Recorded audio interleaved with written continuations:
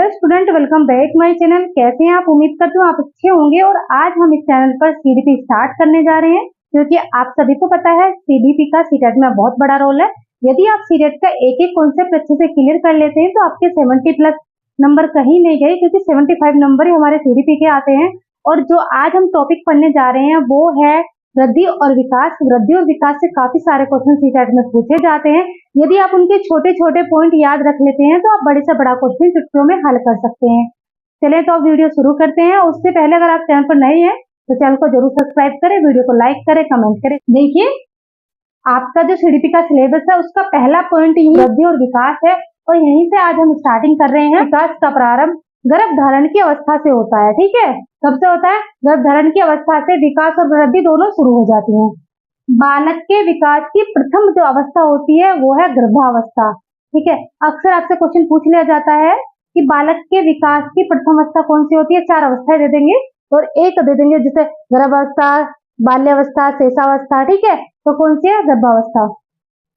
तो जन्म के बाद की जो प्रथम अवस्था होती है, ठीक है, जन्म के बाद की जो प्रथम अवस्था होती है वो है शेषावस्था। ठीक है, शेषावस्था से काफी सारे क्वेश्चन पूछे जाते हैं और आगे मैं आपको इसे डिटेल में पढ़ाऊंगी। ठीक है, वृद्धि एवं विकास की सर्वाधिक तीव्र गति की अवस्था, ये बहुत ज्यादा क्वेश्चन पूछा जाता है कि वृद्धि और विकास की सर्वाधिक तीव्र अवस्था कौन सी है, तो वो है गर्भावस्था।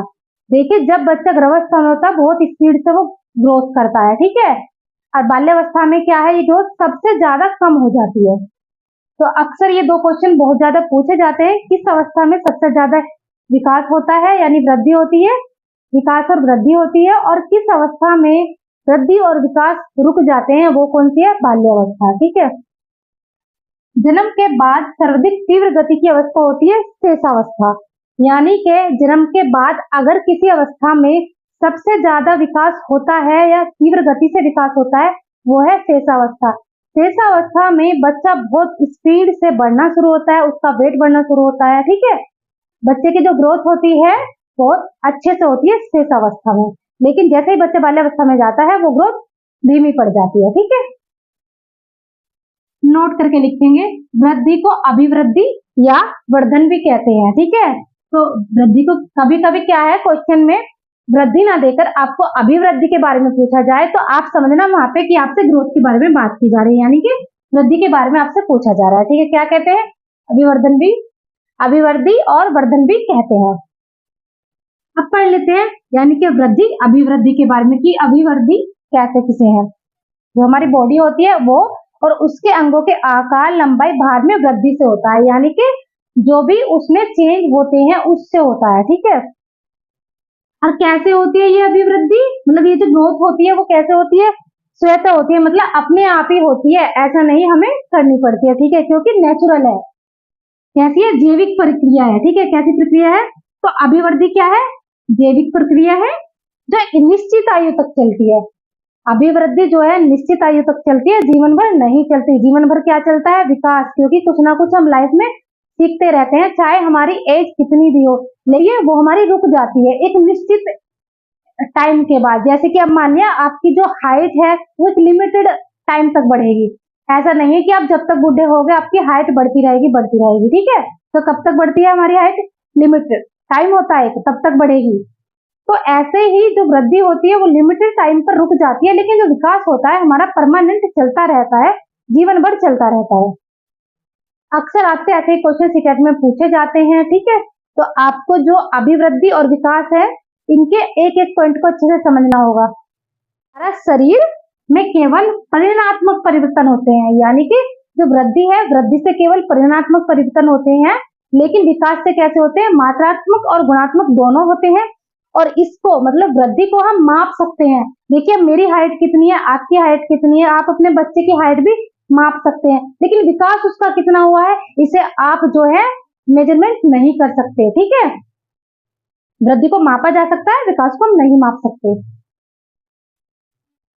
एक मनोवैज्ञानिक हुए हैं फ्रेंड्स, उन्होंने अपनी स्टेटमेंट दी है, काफी फेमस इनकी स्टेटमेंट है कि अभिवृद्धि कोशीय वृद्धि है। कैसी वृद्धि है? कोशीय है। ठीक है, कोशीय किसे बोलते हैं? जो कोशिकाओं से बनी हो। ठीक है, वृद्धि को मापा जा सकता है, इस पर अधिगम परीक्षण प्रभाव नहीं पड़ता, यानी कि जो हमारी अभिवृद्धि है या वृद्धि है उस पर ना तो अधिगम का यानी कि सीखने का प्रभाव पड़ता है, लर्निंग का प्रभाव पड़ता है, और ना ही उस पर जो है प्रशिक्षण का प्रभाव पड़ता है। ठीक है, यानी कि कोई ट्रेनिंग वगैरह का उस पर प्रभाव नहीं पड़ता। तो अब पढ़ते हैं विकास की। विकास किसे कहते हैं? देखिए, विकास का अर्थ बालक के व्यक्तित्व के पूर्ण विकास से है। किससे है? बालक का जो व्यक्तित्व है उसके पूर्ण विकास से है, और बालक के शारीरिक व मानसिक गुणों के परिवर्तन के फलस्वरूप विभिन्न अवस्थाओं में नए नए गुणों का उदय होता रहता है और पुराने गुणों का लोप होता रहता है। जैसे आप देखेंगे, जो छोटा बच्चा रहता है वो धीरे धीरे बैठना सीखता है, बैठने के बाद वो घुटनियां चलना सीखता है, और जब वो घुटनियां चलता है उससे बाद में जब धीरे धीरे हल्के हल्के वो पैर रखना सीखता है और थोड़ा और बड़ा हो जाता है, तब वो अच्छे से चलना सीख जाता है। लेकिन जो पुराने उसके गुण थे, जैसे कि बैठना, घुटनियां चलना, ऐसा तो है नहीं जैसे कि बच्चा आपका 5 साल का हो गया अब भी क्या वो घुटनियां चलता है? नहीं चलता ना, क्योंकि उसके उन गुणों का लोप हो चुका है और नए गुण उसमें आ चुके हैं। ठीक है, शारीरिक मानसिक गुणों की नियमित एवं क्रमित उत्पत्ति को ही वैज्ञानिक भाषा में विकास कहते हैं। विकास का संबंध बालक के सभी पक्षों और पहलुओं से है। ठीक है, मानसिक विकास से भी है, शारीरिक विकास से भी है, बौद्धिक विकास से भी है, ठीक है, और संवेगात्मक विकास से भी है। ठीक है, एक मनोवैज्ञानिक है हरलोग, इनके अकॉर्डिंग विकास परिवर्तनों की प्रक्रिया, यानी विकास क्या है? जिसमें चेंज होते रहते हैं, परिवर्तन होते रहते हैं, जिसके परिणाम स्वरूप व्यक्ति के भीतर नई नई विशेषताओं एवं गुणों का उदय होता है। ठीक है, इवेंट में 4 परिवर्तन बताए हैं। ये है पहला जो इनका परिवर्तन है वो है आकार में परिवर्तन होता है, दूसरा है अनुपात में परिवर्तन होता है, तीसरा पुरानी विशेषताओं का लोप हो जाता है, और चौथा है नई नई विशेषताओं का उदय या फिर आविर्भाव हो जाता है। ठीक है, तो विकास हमने पढ़ लिया है, अभिवृद्धि हमने पढ़ ली है, और अब पढ़ लेते हैं परिपक्वता की। परिपक्वता किसे कहते हैं?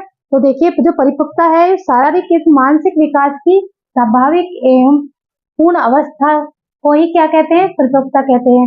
जो स्वाभाविक होती है और विकास की कैसी अवस्था होती है? पूर्ण अवस्था होती है, उसे ही हम क्या कहते हैं? परिपक्वता कहते हैं। इसको प्रौढ़ अवस्था भी कहते हैं। तो परिपक्वता का दूसरा नाम क्या है? प्रौढ़ अवस्था है। तो इसे हम क्या बोलते हैं? इसको हम क्या कहते हैं? प्रौढ़ अवस्था भी कहते हैं।